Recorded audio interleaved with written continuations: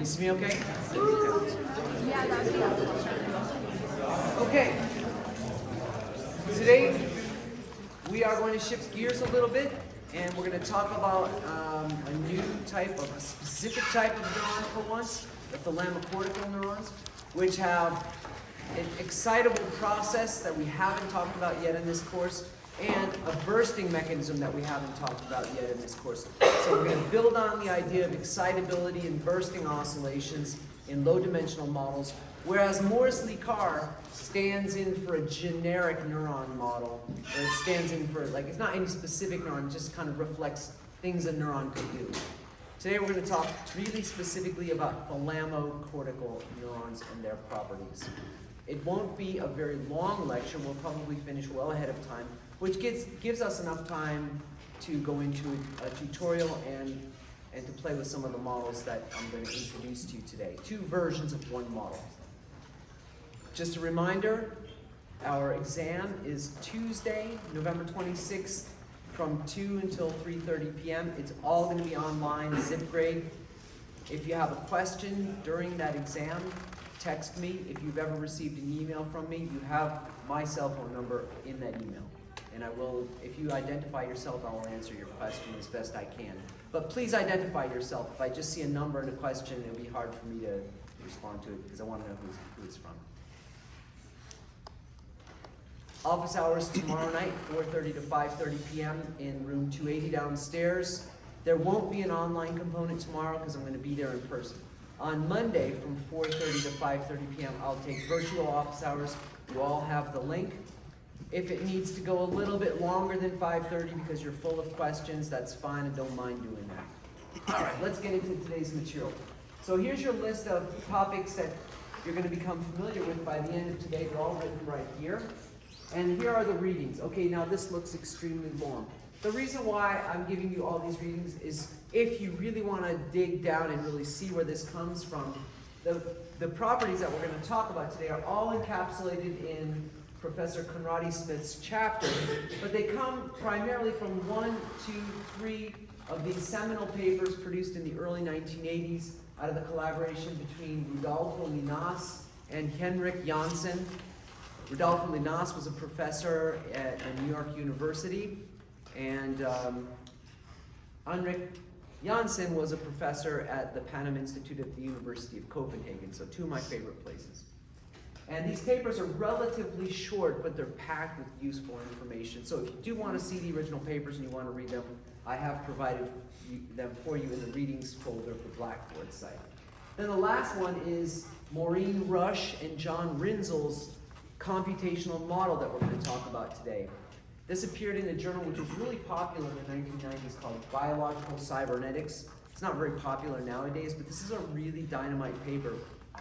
John Rinzel, the senior author on this paper, is considered by many to be one of, if not the grandparent of computational modeling in neuronal systems. So he's an applied mathematician who was at New York University for most of his career and trained a number of the best computational neuroscientists in the world, including Professor Conradi-Smith, who was his postdoc, was John Rinzel's postdoc when Conradi-Smith and I first became friends. Okay, so there's enough history. Let's get into the material.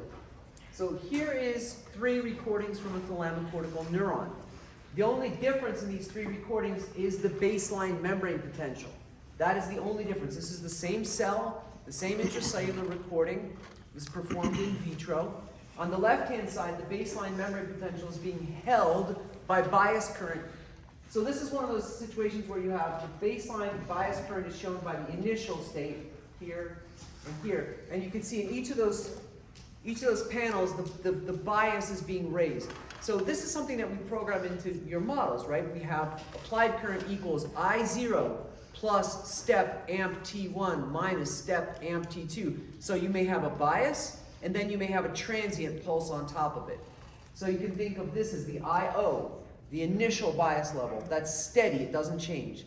And then in the middle you have the step, that's amp T0, that's amp T1, minus step amp T1. So it comes up and then it comes back down. When the bias is the lowest, membrane potential is about minus 70. Now that pulse gives rise to this thing that we call the LTS, low threshold spike, LTS. And I stick calcium in here because it is calcium, in fact, that's mediating it. When you look at this response, you see this rather slow envelope of depolarization, and then there's two fast spikes that ride on top of it. So don't be confused. When we talk about the LTS, or the low threshold spike, we mean the calcium spike. The low threshold spike is the low threshold calcium spike. That's the slow bump. The sodium action potentials that ride on top of it are conventional sodium action potentials. So you have two things happening. You have this low threshold spike, which is really like a lump or a burst. And then sodium spikes can ride on top of it. When you move to the middle here, the baseline memory potential comes up about maybe 15 millivolts, up to about minus 55 millivolts. And now that same current pulse, the magnitude of the transient step, evokes nothing. That looks like your passive cell model from lecture 6. Nothing's happening. The pulse isn't large enough to evoke any sodium action potentials, and something has happened that the low threshold spike, that big lumpy thing, doesn't exist anymore. We'll find out what happens, but it doesn't exist anymore. From minus 70, you have this big lump, the low threshold spike. You don't have it here.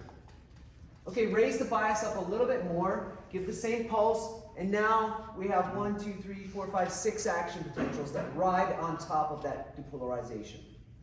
So now we've just raised the memory potential up a little bit more. Now it's like maybe minus 45, minus 50. And now suddenly it's close enough to threshold that that current stimulus evokes spikes.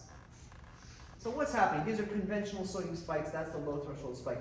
So what's happening here? Let's explore it in a little more detail. There is minus 61, and a current pulse evokes a low threshold spike. Remember, what I'm talking about when I say low threshold spike or LTS is that lumpy thing, not the sodium action potential that rides atop of it. That's just along for the ride. So there's your low threshold spike from minus 61. Is it robust? I don't know. It's there, though. Maybe it's not that robust, but it's still there. Now, when the investigators depolarize the memory potential a little bit more with bias, but then provide a hyperpolarizing current pulse, the memory potential dips way down. Then the current pulse ends, and the memory potential cruises up, and then we get a very robust LTS, or low threshold spike, upon which 4 action potentials ride. So this one in panel B is more robust than in A. So are you beginning to see what's happening here? There is an inward current that is being de-inactivated by low membrane potential. The current, the underlying intrinsic current that gives rise to the low threshold spike, is de-inactivated by hyperpolarization. That's why it's more robust after this dip down in memory potential. Because that memory potential hyperpolarization de-inactivated the current, which then subsequently gives rise to that burst. And then that makes perfect sense, because then when you look at panel C, the memory potential has been biased up, been depolarized even more, and now you just have these conventional spikes discharging at a very low frequency. So whatever gives rise to that low threshold spike, it's somewhat available from 60, much more available by being hyperpolarized well down below 60, and then it's no longer available when we just leave the baseline memory potential up near like 50. Everybody see what's going on? So we have a low threshold spike. So same experiment, except now we are in a sodium-free. Do you know what the term ringer is? A ringer solution? Yeah. A ringer solution just means a bathing solution. If you have a explant of the brain in a dish, you're making a recording from it, the solution upon which it thrives is called a ringer solution, because some dead guy with the name Ringer invented it. Anyway, it just means it's the bathing solution. So this is a sodium-free ringer, and what do you notice? You notice that spike is gone, but you still have the lump. So the low threshold spike is still present. The LTS is still present. So we are going to give that current a name now. It is a calcium current, and its name is I sub T. This is a designation. T refers to the underlying calcium channels They are transient, that is to say they inactivate. And their single channel conductance is tiny, T, tiny conductance. And they are low threshold. They're activated at very low memory potentials. So the I sub T is a calcium current. Its ion channels have a tiny, small conductance, and they are activated by low memory potentials, and they also inactivate, or they're transient. So they're transient, and they're tiny, and they're activated at low memory potentials. In the second panel, E, the hyperpolarization evokes the low threshold spike just as here, but there are no spikes riding on top of it. And then in panel F, we repeat the experiment that's shown in C, except now there's nothing at all happening because it's in sodium-free ringer, so we don't have any sodium spikes. So what is the purpose of this experiment? To show that this is a calcium current underlying the low threshold spike, not a sodium current. Same experiment in TTX, and the data are almost the same. TTX or sodium-free, as you know by this point in your neuroscience careers, TTX blocks conventional sodium channels. Here's a collection of current steps. The hyperpolarizing current step commands lower the baseline memory potential below -70. Upon their termination, the memory potential rebounds and evokes a low threshold calcium spike. If the membrane is simply depolarized from rest, nothing very interesting happens. Because we don't evoke the calcium spike, the low threshold calcium spike, unless the membrane is hyperpolarized. And starting from this baseline, which is -50, it says here that's -70, scale bar tells us that's about 20 millivolts higher, and from there, a depolarizing current step will not evoke the spike, the low threshold spike. Okay, this is a nice data set right here. I'll show you something a bit cleaner. This data set I took myself when I was working at the University of Copenhagen a few years ago. I was recording from a class of neurons that no one had ever recorded from before, and to my knowledge, no one still has done it. And I started giving conventional current voltage relationships, applying current pulses, and I noticed that my lowest membrane hyperpolarizations resulted in low threshold spikes. So I found that they have this property too. So today we're talking about thalamocortical neurons, but I also found these in another class of midbrain neurons. The reason why I showed this to you is just so that you know that this is not an obscure property. Different neurons throughout the brain could have this property. Not all of them are going to have it, but it isn't obscure or bizarre. So one of the things I mentioned was that, and you've seen some traces of the low threshold calcium spike, so you know it doesn't last forever. It's not a plateau state. A low threshold spike happens, a couple of action potentials ride on top of it, and then it ends. So it inactivates. So naturally, one of the first questions that the investigators, Janssen and Linas, had was, what are the inactivation properties? What are the de-inactivation properties? So here is a baseline current pulse in the darkest line. It lasts about, I don't know, it looks like 10 milliseconds. It's a depolarizing current step command from below -65 millivolts. And that darkest trace reflects one low threshold spike.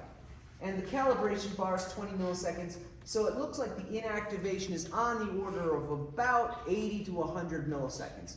It takes about 80 to 100 milliseconds for this low threshold calcium spike to inactivate. Okay, how about de-inactivation? So what the investigators did next was introduce a second current step command, and they just superimposed them all here. They don't look very pretty, but the point is they introduce exactly the same current step command, but then stretch it out in time. After you evoke the first low threshold spike, wait, and then wait progressively longer and longer before giving the next current pulse, and then see when do you get the low threshold spike back again. You can see the experiment here. In the beginning, it's a little bit ambiguous because this current pulse came so quick on the heels of the first one that the neuron hasn't even fully repolarized yet. So it's not a very good experimental design in my opinion, but then again, they were limited tools at that point, so they had to try it. But you can begin to see that when the current pulse is maybe 20, 50 milliseconds away, the low threshold spike has not fully responded. In fact, if you look carefully at this response right here, you might be able to convince yourself that this is just a passive response like an RC circuit, that there's actually no active current there. The shape of this curve, the original low threshold spike, doesn't look like this one here. This one looks like a passive RC circuit. But then finally we start to get it back. We see the hump on the back side of the low threshold spike, and then you have it here. So when you see this, you begin to get the sense that the recovery period is on the order of 100 to 150 milliseconds. So to attempt to quantify this, our predecessors in neurophysiology integrated the voltage under the curve. So they just said, how much area is under this curve? Let me plot that as a function of the time between the two steps. In the beginning, the area under the curve is quite small, but then when we get up to about 100 milliseconds, you know, it's getting much larger. And then finally, if we wait longer than 150 milliseconds, it asymptotes. So the T current, or the low threshold spike, inactivates on the order of 100 and 150 milliseconds, and it also recovers from inactivation, or it de-inactivates in about the same amount of time.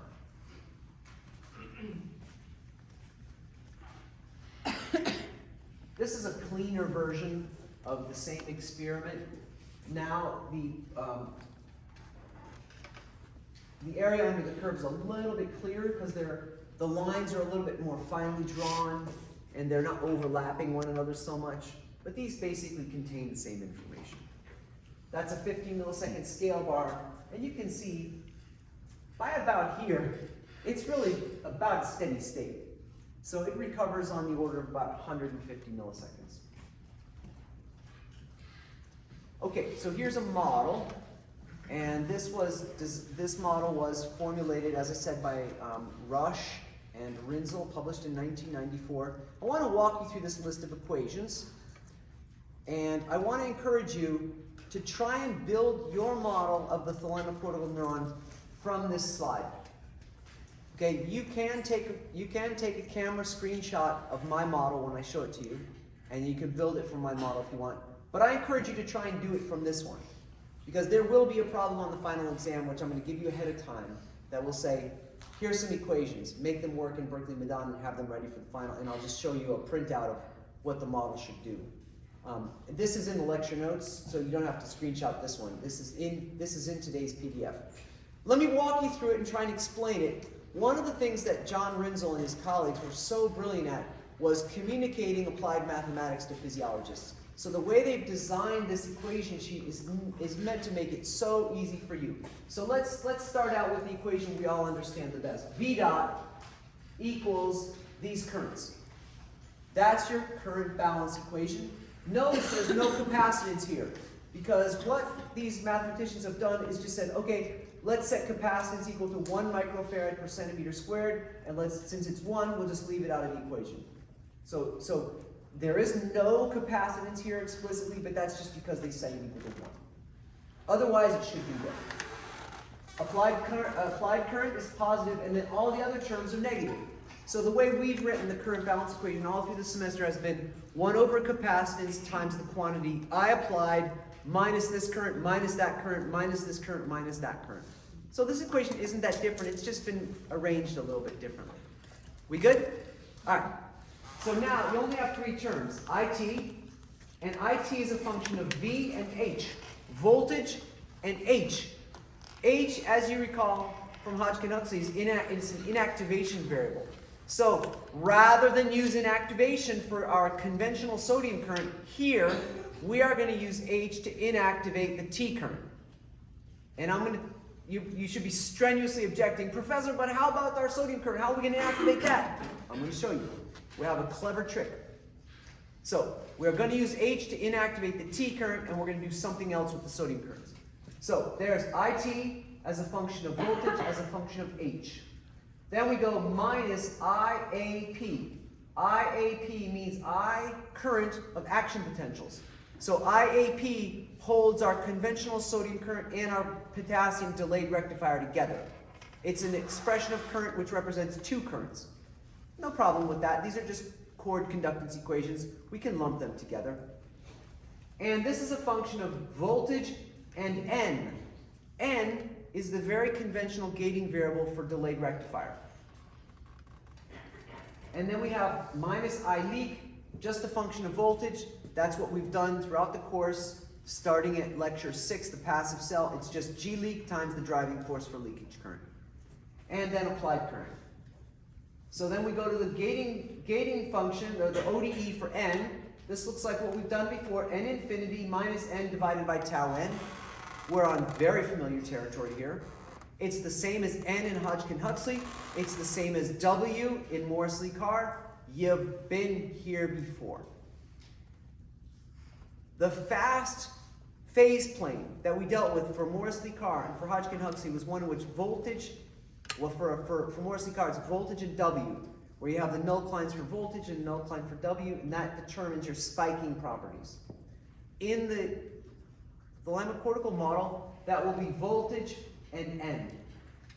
The third state variable, so now we're like in our bursting regime again, where we had, when we dealt with bursting systems, we had voltage, we had W, and then we had some third slow variable, usually calcium, that was going to modulate our system in and out of bursting. Of course, in parabolic, there was a fourth, but for square wave bursting and elliptic bursting, we had 3 state variables, voltage, W, and calcium.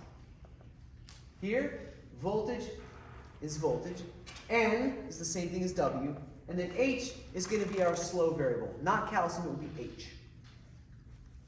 So then we go back up and we have our equations for IT. S infinity, 1 over 1 plus exponent. So a function that looks like this is essentially like our tanh functions that we dealt with in Morris-Lee-Carr.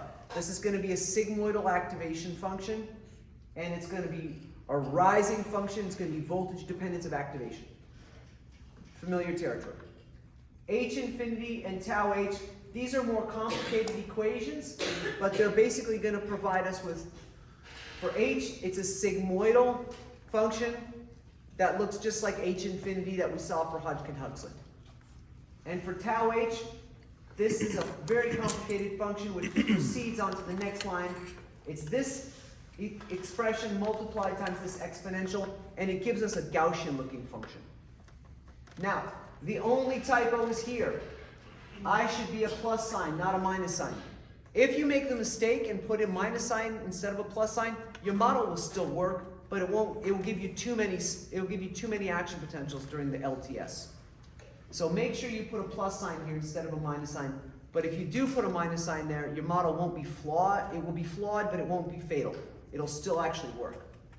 I learned this the hard way. Then you have your action potential currents. Alpha, beta, sigma, alpha, beta. All these are alpha and beta functions that are just from Hodgkin-Huxley. And then they combine to make your M infinity, alpha over alpha plus beta, N infinity, alpha over alpha plus beta, tau N, alpha, beta. So this formulation for the action potential currents is identical to a Hodgkin-Huxley system, just the way Hodgkin-Huxley formulated it. There are only 2 parameter variations. At the top here, parameter set 1 and parameter set 2. Theta H, KH, and phi. Those are slightly different between these 2 parameter sets. And they will impact theta H and KH in the H infinity function. And phi is here. Just as in our Morris-Lee-Carr system, phi will affect the kinetics of the slow variable. So there are 2 parameter sets. I'm going to walk you through both parameter sets. They will affect the shape of the H infinity curve and the kinetics of the slow variable. Everything that's grayed out right here, you can ignore. You don't need it. Russian Rinzel goes into the role of an H current, but we don't actually need to deal with H current. I'm going to tell you about H current, but for our purposes, for modeling this, we don't need it. We can just leave it out. We'll keep our lives simple. So I made it gray so that you can see that it exists. I'm not hiding something, but you don't need it. You can skip it entirely. Any questions so far?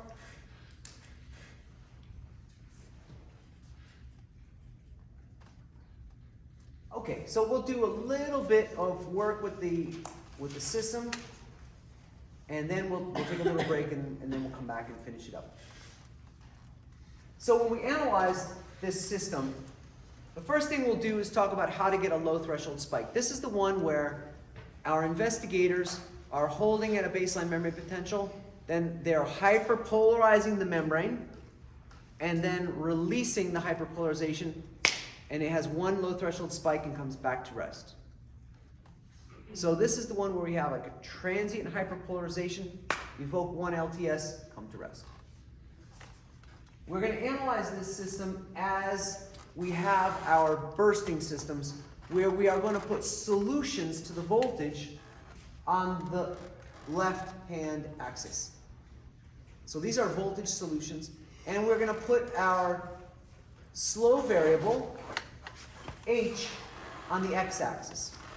So what prepared you for this was looking at the solutions of the Morsley-Carr model in the type 1 regime with phi high, phi is 0.23, and we developed that solution structure where we had a saddle node bifurcation, a show bifurcation, and we understood the solutions of the model, and then we introduced a slow variable that would take it through the solution structure on a hysteresis loop to get square wave bursting.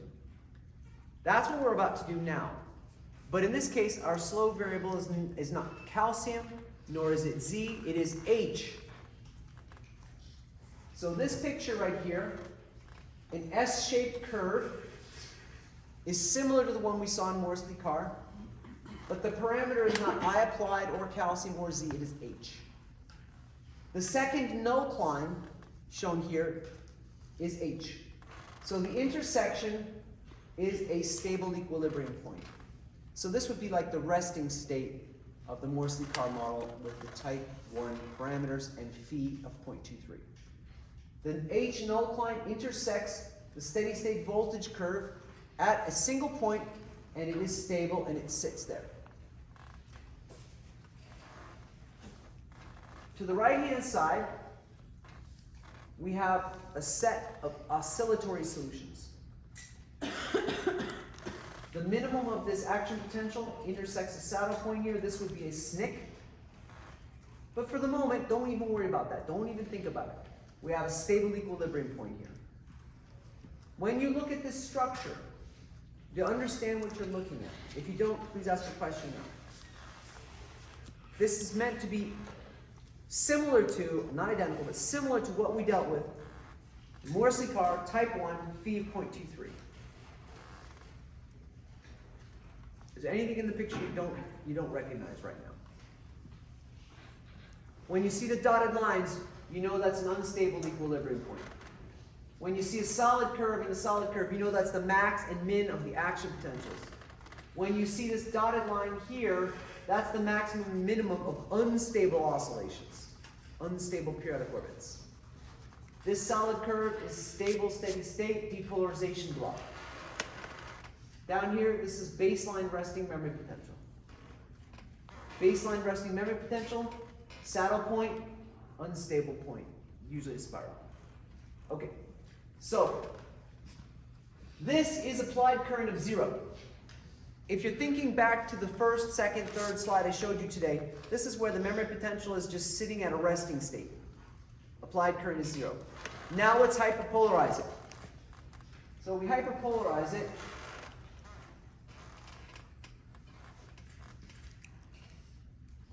I applied is less than 0. The curve changed shape on me. You notice that, obviously.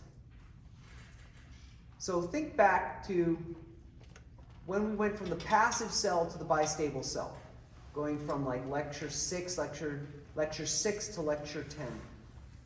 We went from a passive cell where we only had G leak to then a cell where we had G leak plus a steady state calcium current. And our bifurcation diagram, our phase plane went from a straight line to an S-shaped curve. So what happened here was we went from a system where essentially the T current, IT, does not exist because it's completely inactivated. It's inactivated. Then when we apply negative current, hyperpolarizing current, that current becomes active, so the shape of the curve changes because now there's a current available that wasn't available before. Conceptually, does that make sense? Like when you go from the passive cell model to the bistable cell model, you take a system that only has a leak current to now a system that has a leak current plus a calcium current. So the shape of everything changes because you have a new current available you didn't have before. So by hyperpolarizing the membrane with applied current, we have de-inactivated or added a new golf club to the set, so to speak. It didn't exist before because it was inactivated. Now it's there to be subsequently activated. But we haven't activated it yet because we're still sitting here. You see, our voltage steady-state solutions intersect with the H null client at this hyperpolarized state. The system is not doing anything special. It's still at rest. Just like we saw in the data. When the investigators hyperpolarized the membrane potential hyperpolarized. It went down. The T current de-inactivated, but it wasn't doing anything yet. So what happens? We need to turn that off. We need to turn off the current to see what happens. So in the next slide, I'll show you what happens. So we turn the current off, and the membrane potential solutions snap back to what they were before, because eventually this curve is going to change back as the IT, as the current inactivates. But we started here. So before we can get back to our rest state, we need to fly up into these oscillations, we need to spike a few times, and then settle back onto the solution at a SNC, and then go back to rest. So this represents voltage versus time. This represents what's happening in the bifurcation diagram. Voltage solutions on the y-axis, H on the x-axis. So again, let me go back to this slide one previous to it. Here's where the current is negative.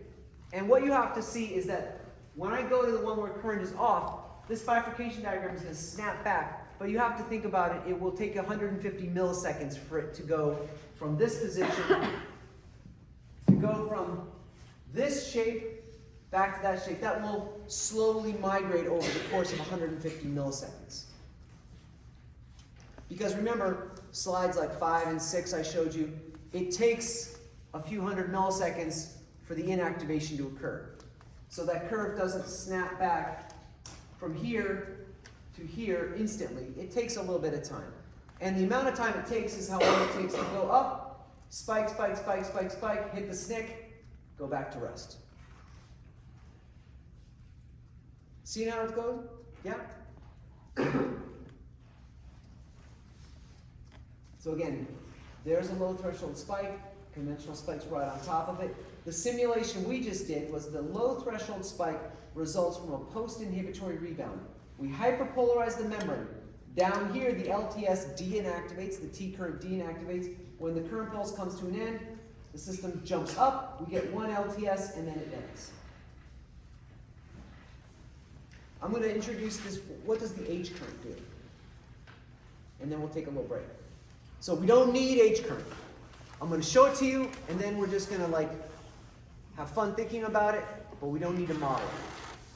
Do you remember what H current is? Mixed chaotic current, reversal potential about -30 to 40, activates by hyperpolarization. So here's a measurement of what the IH does. Memory potential -65. Hyperpolarized it with current pulses, and the memory potential sags back. This is the sag current. In other words, we push the memory potential down with our current pulse, and then the memory potential crawls back up, sags back up, because H current turns on. It activates with hyperpolarization, and it depolarizes the membrane up. So in the context of our low threshold spike, H current can only help the T current, because when the membrane gets pushed down, T current de-inactivates, and then H current tries to push the membrane up and activate T current. So they work together. They're like a teamwork.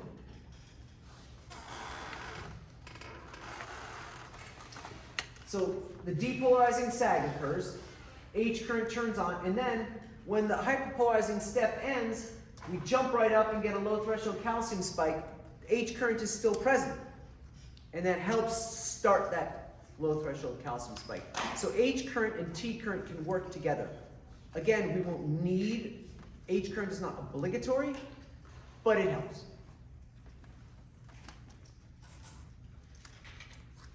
Okay, this is a good place to take a little break. What time is it? 2:30. Let's come back at 2:40.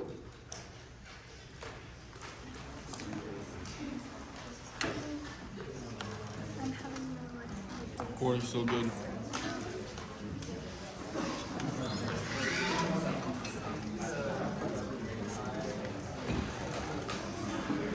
Recording's still going good? It's still recording? Yes, sir. Perfect.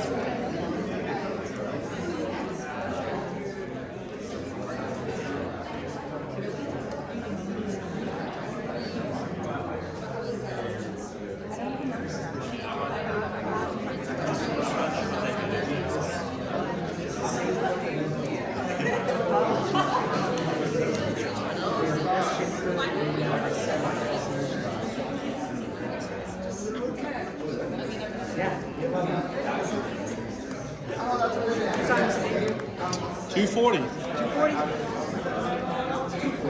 240. Right on the money. All right, let's jump back in. This slide encapsulates bursting in a thalamocortical neuron. So we just saw how transiently hyperpolarizing the membrane potential can de-inactivate the T current, and then upon releasing of the hyperpolarizing current pulse, we get one spike and then it comes back to rest. But it is possible for this process to happen repetitively and to show us bursting. So I'm going to explain this slide to you, then I'm going to show you the movie of this recording. This entire sequence at the top is illustrated in a movie that lasts about 1 minute, and I'll show that to you in a moment. So there's the oscillatory mode, and this trace at the top is applied current. So when the applied current is low, that is to say the membrane potential is basically hyperpolarized, then the system exhibits repetitive low threshold calcium spikes. Then as the current drifts up, as the membrane potential is progressively depolarized, that forces the low threshold spike current, the T current, into steady state inactivation. And at that point, the membrane potential is quiet, but then it just starts spiking tonically. And then when the current is hyperpolarized again, the system goes back into low threshold spike bursts. This is what they look like sped up. In the beginning, the membrane potential is low. H current activates. H current sags the membrane potential up a little bit. Sag potential comes up. And then when that happens, the T current, which has now been de-inactivated, activates. It was de-inactivated. H current turned on, sagged the membrane potential up. That activates the T current. T current kicks in and we get a low threshold spike upon which sodium action potentials ride. But then, of course, the T current inactivates. And when that happens, T inactivates, the membrane potential comes down. I didn't say it, but the H current deactivates. Because when the membrane potential goes up, H current moves out of its activation range, it deactivates. But the T current inactivates. Do you remember the difference between deactivation and inactivation? What's deactivation? Gentlemen, I've forgotten your name, sir. Alex, what's deactivation?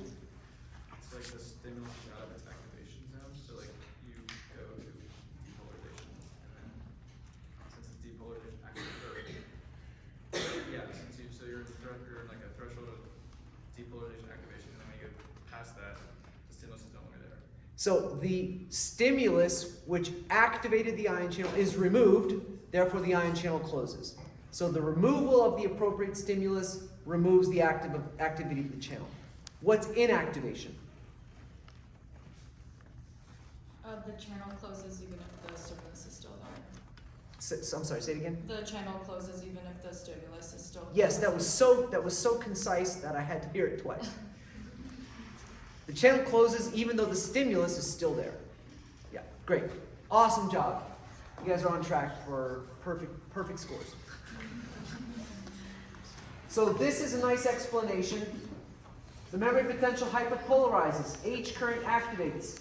Then during this portion, removal of IT inactivation. This means removal of inactivation or de-inactivation. So de-inactivation of the T current. H activates, T activates, H deactivates, T inactivates. I know when I say it, it sounds terrible, but when you look at the picture, it makes a lot of sense. All right, let's see if I can go to this.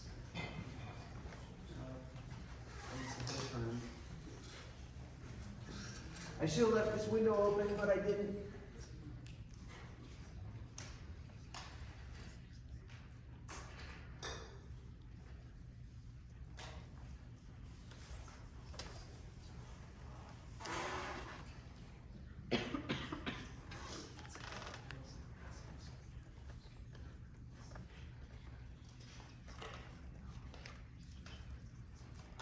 This is what I was looking for.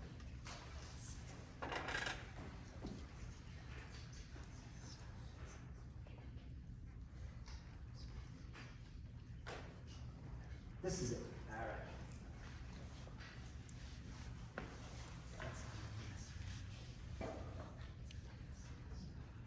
Low threshold spikes. Current at the top starts depolarizing, they inactivate. Now we just have steady firing. Now the current will come back down, and the system will start bursting again. Low threshold spike bursting.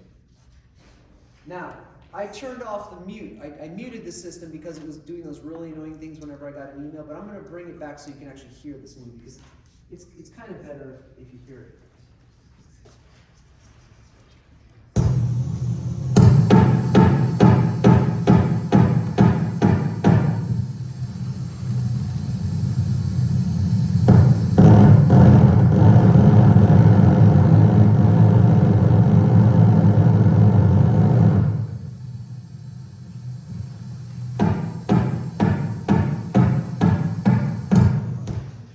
If you all have post-traumatic stress disorder, I apologize. Sounds like an A10. I couldn't figure out how to make it lower volume. Yes, sir.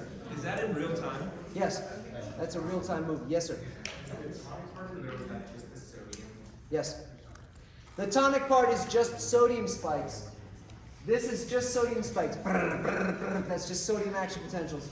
These are boom, boom, boom. That's the low threshold spike, and it is in real time. This is an old style oscilloscope that was still, I wasn't say widely used, but when I started grad school, every electrician rig still had a storage oscilloscope like this, and I learned how to use it early in my career. Now everything's just done on computers, but it still makes a nice movie.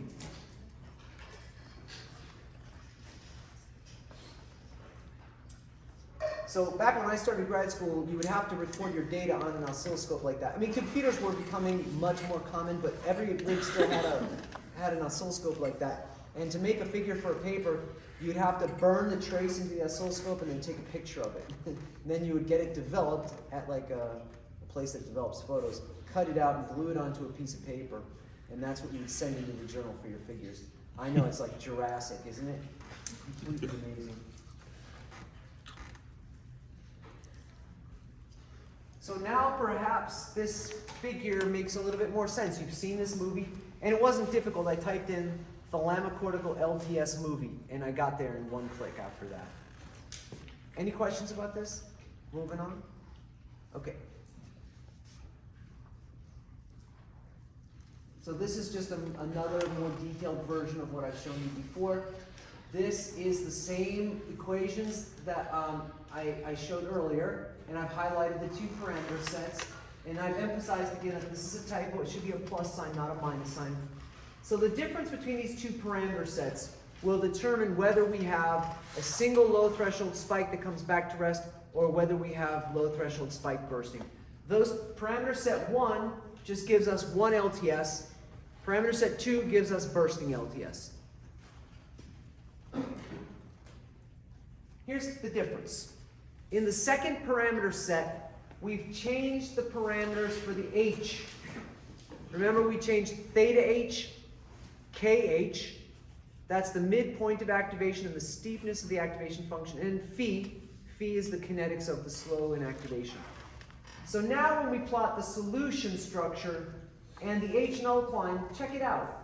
Look where it intersects. The H null-cline is now quite steep, and it intersects in this branch of unstable equilibrium points. So the H null-cline intersects an unstable branch of equilibrium points. Does this ring any bells? Remember when we did the Morrissey-Carr system and we said when the voltage and the W null-cline intersection in the middle branch of unstable points, we get oscillations? Same thing happens here. Now our system is going to undergo oscillations in this region of bistability. Check it out, bistability. Stable equilibria. Stable periodic orbits. So we have bistability. We have stable equilibrium points, resting memory potential, or baseline memory potential, and then stable periodic orbits. And the intersection of the two null-clines is between them on an unstable point, so the system is just going to keep going around in a circle.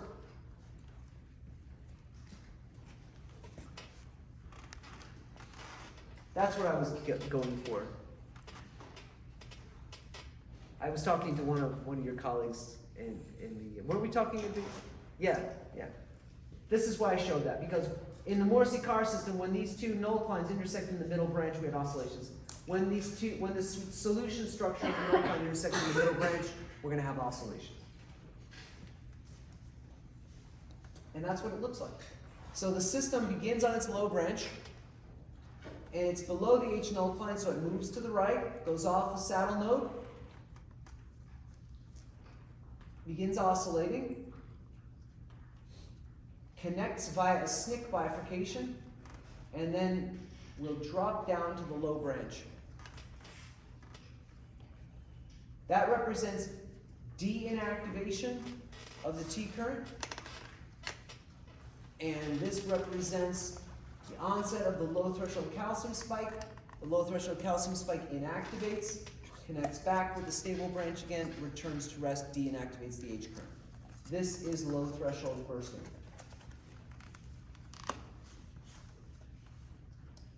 So here's the Russian Rinzel model, and I've actually clipped these diagrams directly from the model. This will be our penultimate slide for the lecture, and then I'll go to the demo. We'll go in this direction, 1, 2, 3, and 4.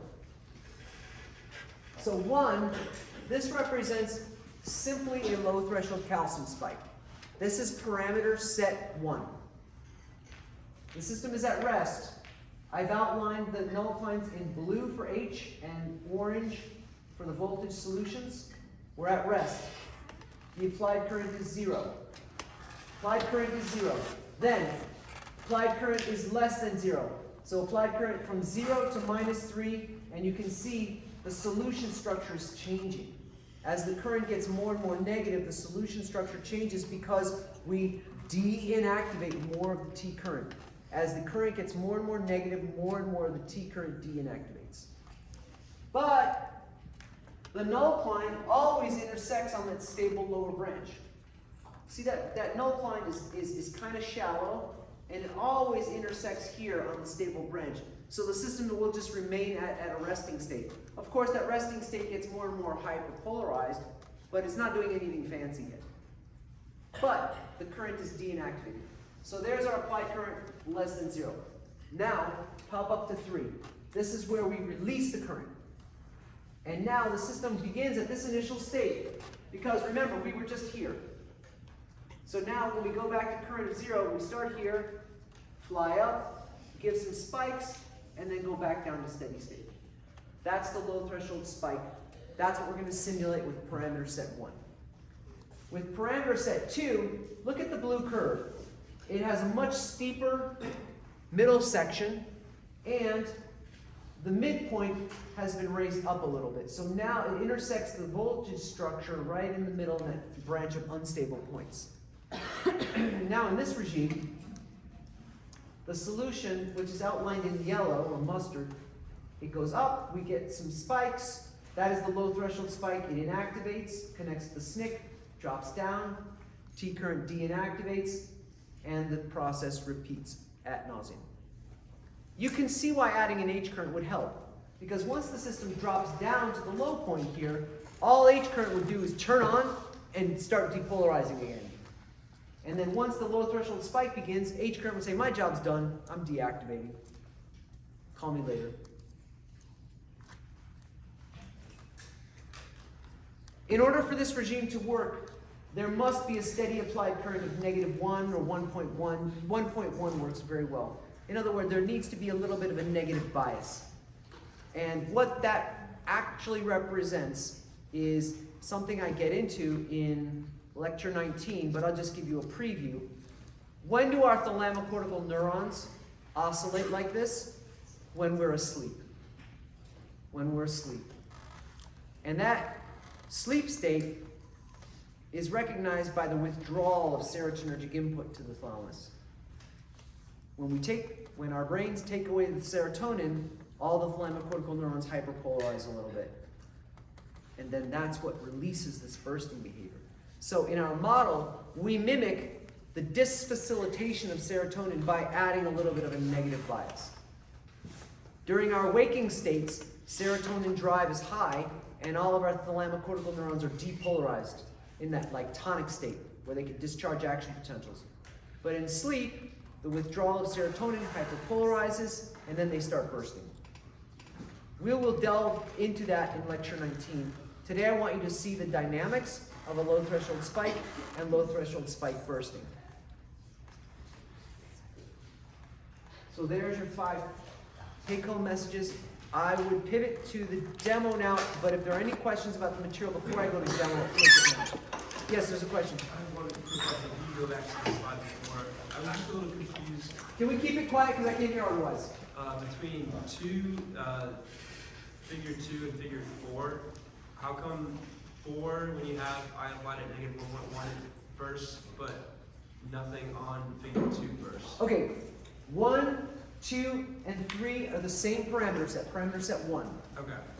This one, 4, is parameter set 2. See, P1, P1, P1, Oh, okay. and that's P2. And your eyeball will tell you right away, look at the blue curve, the blue curve, the blue curve. That's the same curve. Right. And notice here, this is -2, 2, +2.